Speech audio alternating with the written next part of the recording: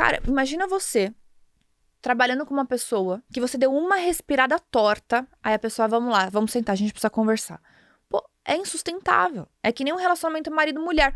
O cara fez uma coisinha errada, tem que sentar pra conversar. A mulher fez uma coisa errada, tem que sentar pra conversar. Você fica exausto, você fica cansado, sabe? Você fica desmotivado, você fala, mas que coisa, sabe? Você não tem esse espaço. Você não se sente com disponibilidade pra crescer. Porque não tem como a gente desenvolver a nossa criatividade, não tem como a gente desenvolver a nossa essência, não tem como a gente desenvolver o que a gente precisa desenvolver como ser humano com atenção, com medo, com a repreensão o tempo inteiro.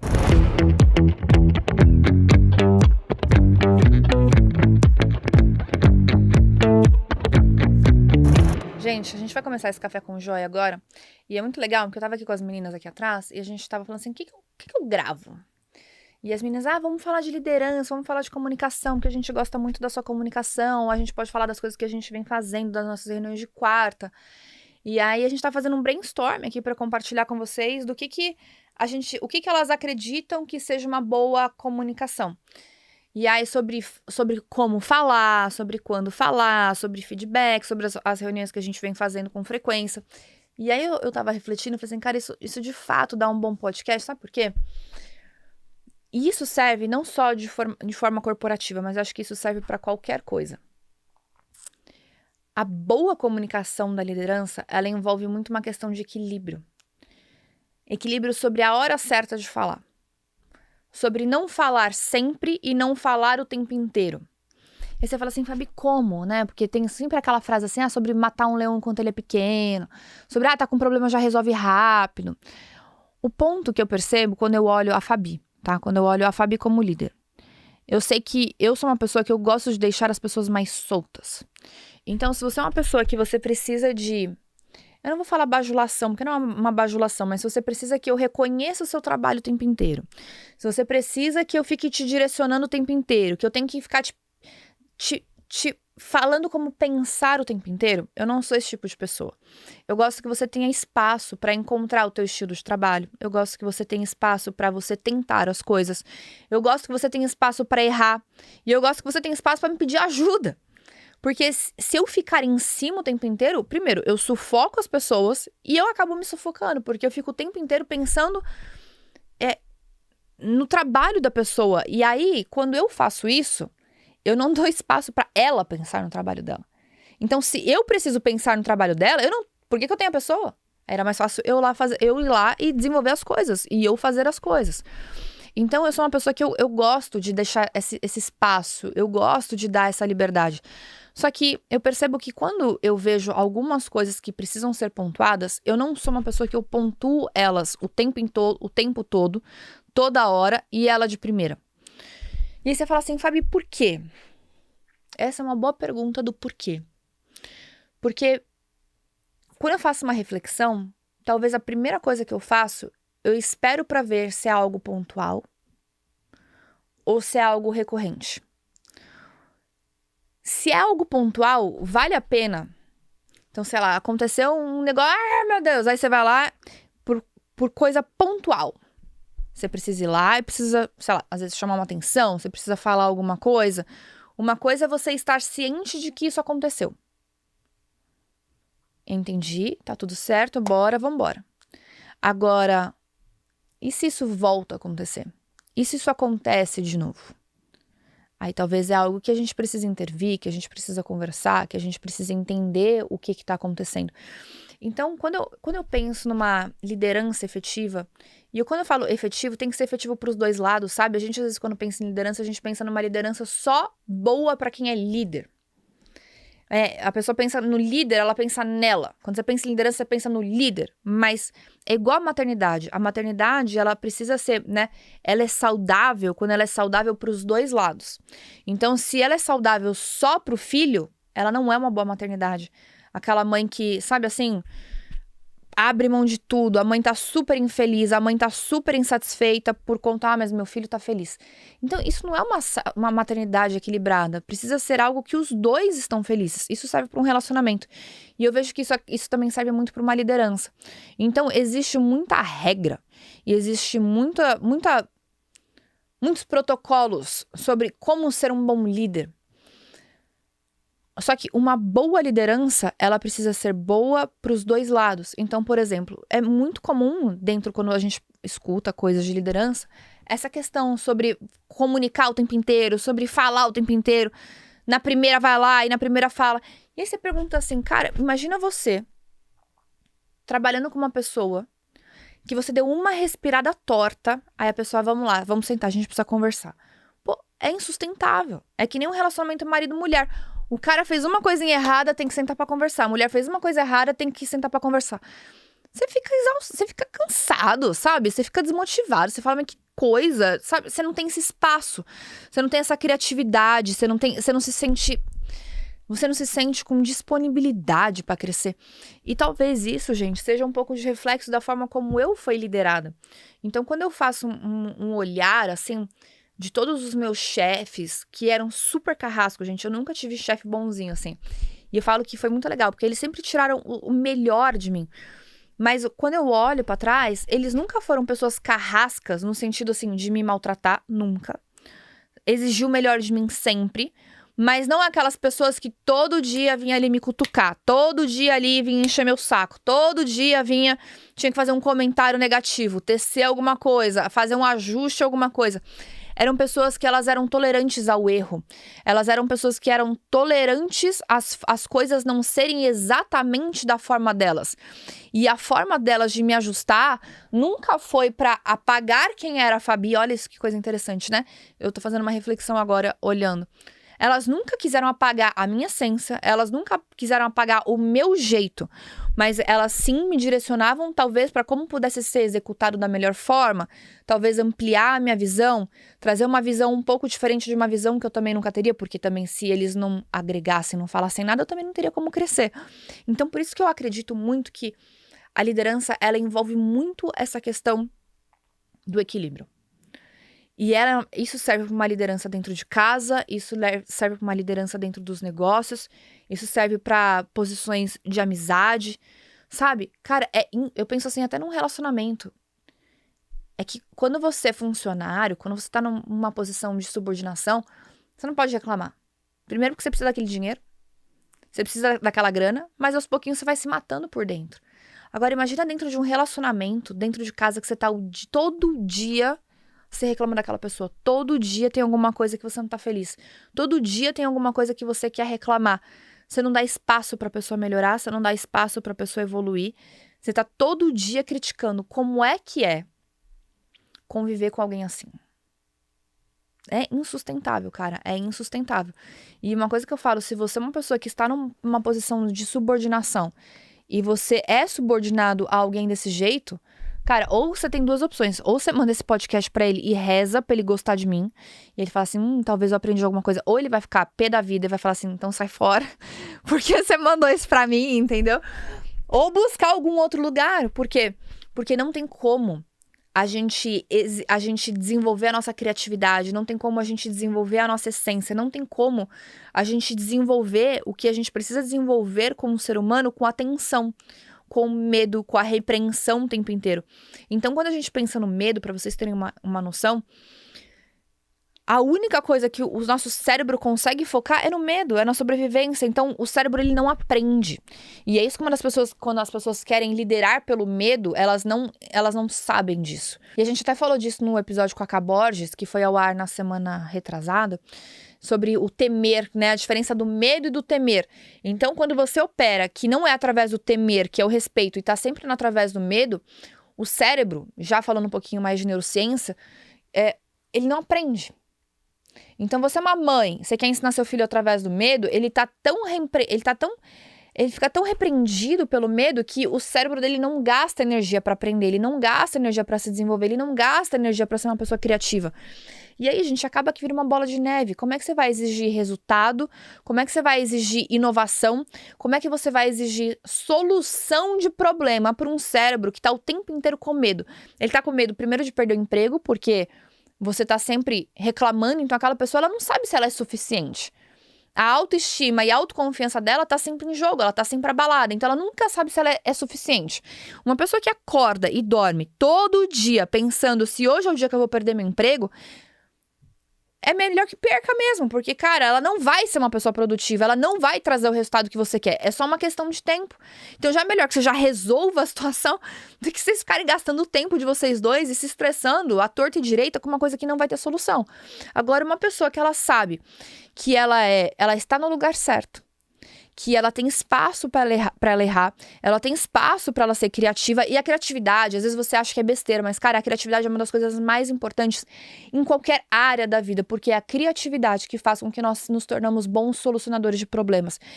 E quando você fala assim, Fabi, você não sente medo? Cara, eu não sinto medo. Aí você fala, ai, não é possível que eu não sinta medo. Eu sinto o temor das coisas, porque eu respeito as coisas. Eu respeito o limite da minha vida, eu respeito o limite dos outros, eu respeito o limite do dinheiro, eu respeito o limite da saúde, eu respeito o limite de uma cacetada de coisa. Mas por que eu não tenho medo das coisas? Porque a minha mente, ela se torna muito criativa. E ela sempre foi assim, não, eu já fui uma pessoa que vivia com medo o tempo inteiro, eu não sabia se eu era suficiente, se eu não era. Eu era aquela pessoa que acordava dia e noite, assim, vai dar certo, não vai dar certo? Vamos lá, não vamos lá? Sabe aquela fase assim que você é estagiário? Aí você não sabe se o seu contrato vai ser renovado, se vai ter aquela sua vaga. Por quê? Porque as pessoas não falam, elas não comunicam. Então, assim, você não sabe. Cara, eu dou meu melhor, não dou. A minha sorte, que assim, dentro dos meus valores, da minha ética, eu sempre quis dar o meu melhor sempre. Tendo a vaga ou não tendo a vaga. Eu vou dar meu melhor, eu vou fazer acontecer e graças a Deus tinha a vaga.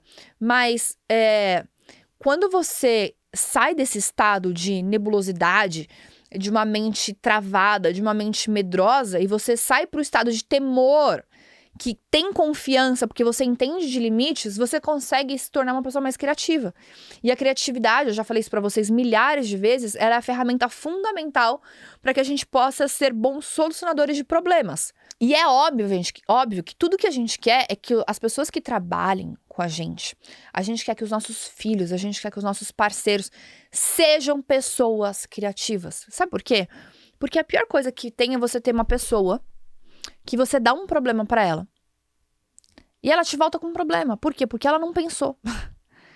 Porque ela, sei lá, vou dar um exemplo assim, ó. Reserva uma sala ali pra mim. Aí ela volta pra você, aquela sala não dava pra ser reservada, não. Aí você fala assim, Fabi, mas eu não entendi. A pior coisa é você dar uma missão pra uma pessoa e ela te volta com um problema. Ela não tem que te voltar com um problema, ela tem que te voltar com uma solução. Olha, Fabi, aquela sala que você gostaria, ela não está disponível. Mas eu encontrei 2 outras 3 salas que elas podem ser reservadas e elas estão disponíveis. Por quê? Porque ela usou a criatividade. Ela não ficou presa num problema. Isso, gente, é um exemplo muito simples. Mas a forma como você faz uma coisa, você faz todas as outras coisas. Então, se o seu cérebro, ele trava na sala reservada e você volta com um problema, você faz isso com qualquer coisa na vida. Você faz isso dentro do teu trabalho, e você faz isso dentro da tua vida, e você faz isso com todos os problemas que te cercam.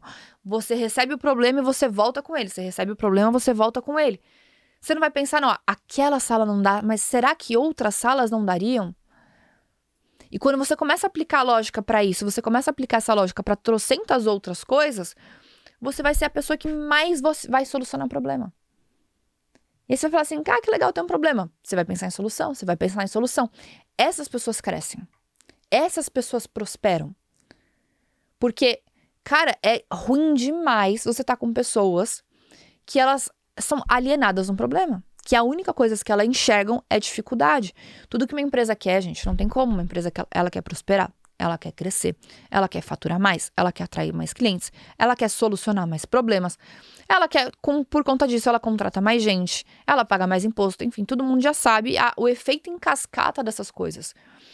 Só que se você não tem esse espaço da criatividade e você não tem esse equilíbrio da liderança, esses dias eu fui chamada para uma empresa eu tinha certeza que seria para poder falar sobre vendas, né? Falar sobre vendas, enfim, trabalhar um pouco mais de estratégia. E aí a empresa falou assim, não, Fabi, a gente quer que você fale sobre inteligência emocional. Aí eu falei, faz tempo que eu não falo de inteligência emocional, né? Não é mais tanto, eu amo falar, vocês sabem que eu falo disso muito, mas não vem sendo tanto o meu core, principalmente quando eu falo de negócios e tudo mais, eu tô indo mais pra parte mais de negócio mesmo. E aí eu falei, aí aquilo me pegou. Por que vocês querem que eu fale de inteligência emocional? Não, porque eu quero que você fale de inteligência emocional com nossas vendedoras, com nossas gerentes. Por que você quer que eu fale sobre inteligência emocional com as gerentes? Porque tá muito desafiador, é muita meta, é muito desafio. E aí é muito, sabe assim, durante da rotina, às vezes perder a passada, perder a motivação, às vezes ficar cansado. Uma das coisas que eu penso quando eu olho para isso é como é a liderança. Toda vez, e aí eu perguntei uma coisa muito importante. É um problema com um gerente ou com todos? Com todos. Em quantas localidades? Em todas as localidades, espalhadas ao redor do Brasil. Então, quando você começa a refletir isso, quando é um reflexo generalizado dentro do teu negócio, tanto de, às vezes, essa dificuldade da inteligência emocional, às vezes essa falta de desânimo de ir atrás das metas, dos objetivos, ou até, sabe, de conseguir puxar time, de conseguir puxar equipe, a gente sempre precisa voltar o olhar para a liderança. Como que tá lá em cima? E isso é uma das coisas, até eu como líder, é um calibre meu. Eu tava falando disso com uma das minhas mentoradas esses dias, em relação a isso. Para quem faz coleta de NPS, que é a forma como você avalia a qualidade do teu negócio, a qualidade do teu serviço, é igualzinho um post de Instagram, que você faz um post lindo, maravilhoso, aí vem um infeliz e deixa um comentário negativo. Você se apega no comentário negativo e ele é como se deletasse todos os positivos e você fica com aquele infeliz lá, com aquela mensagem ruim na tua cabeça. O NPS é mais ou menos assim. Quando você tem uma reclamação, parece que aquela reclamação, ela grita perto de todas as outras notas positivas que você teve. E é a mesma coisa quando você está na liderança. Quando você tem um funcionário que está dando dor de cabeça e você tem todos os outros funcionários que estão produzindo. Isso a gente precisa saber separar a parte emocional da parte racional, de entender isso é um problema pontual ou isso é um problema generalizado. Se o problema é pontual, arrume o ponto. Corrija o ponto. Saia com um ponto. Mude com um ponto. Converse com um ponto. Resolva com um ponto. Agora, quando é um problema generalizado, amor, o buraco é mais embaixo. E esse buraco, na verdade, ele não começa embaixo. Ele começa em cima e é lá na liderança. Como é que está sendo comunicado meta? Como é que está sendo comunicado pertencimento? Como é que está sendo comunicado cultura? Como é que as pessoas estão vestindo a camisa? Quando fala de meta, quando fala de trabalho, quando fala do que tem que ser feito. É uma coisa que as pessoas, elas entendem do porquê que elas fazem o que elas estão fazendo? Ou elas estão sentindo só uma ordem, um comando, uma coisa distante? Cara, não tem pertencimento. É só mais dinheiro, é só mais negócio. Ninguém se importa pra mim se eu tô bem, se eu tô mal. Então, isso é uma coisa muito importante pra gente também saber. Quando é que eu tenho que ajustar rápido? Então, por exemplo, se você vê que é um problema generalizado, você não vai esperar 2, 3, 4 vezes aquilo que eu comentei um pouquinho no começo pra dar espaço. Porque no generalizado, se você der espaço para mais erros acontecerem, amor, aí o bicho vai pegar. Aí você vai ter um problema gigantesco. Então, é sempre um olhar mútuo. Lembrem disso, a liderança ela é um olhar mútuo. Assim como a maternidade, assim como o teu casamento. Tem que ser bom para os dois lados. É muito bom pro líder sentar e só reclamar dos funcionários. É muito bom só reclamar de quem não bate meta. É muito bom só reclamar que aquela pessoa tá atrasada. É péssimo para a pessoa? É. Talvez ela de fato não está fazendo a parte dela. Mas a pergunta que eu tenho que te fazer é: como é que você pode ajustar um equilíbrio de comunicação para que você saia dessa pessoa, às vezes da posição do medo, às vezes de uma trava, às vezes de uma falta de pertencimento? E eu vou falar uma coisa para vocês: o que mais acontece é gente travada, é gente preguiçosa, é gente que não veste camisa, que faz corpo mole, ou que fica nessa posição do medo, porque ela não se sente pertencente ao grupo e ela não se sente pertencente às conquistas do grupo. Ela não se sente parte do todo. Ela não consegue entender como que o trabalho dela afeta todo o resultado do negócio. As meninas tá aqui, eu sempre falo o tempo inteiro. A Jenny que tá gravando, fala assim, gente, você tem que entender que quando a gente faz o que você faz, a gente afeta o nosso negócio dessa forma. Dodô, quando a gente faz seu negócio afeta dessa forma. Então a pessoa, por mais que ela tá ali, ó, na individualidade do negócio dela, ela consegue entender o como que ela afeta o todo. Então, essa parte de pertencimento cabe ao líder executar. E quando você faz isso de uma forma muito estratégica, de uma forma muito inteligente, você tem um time muito mais engajado que vai querer vestir a camisa. E ele vai diminuir esse lenga-lenga e ele vai começar a jogar do outro lado. Então, começa a ser um pouco mais inteligente sobre dar um pouco mais de corda, sobre dar um pouco mais de espaço, um pouco mais de liberdade, de criatividade.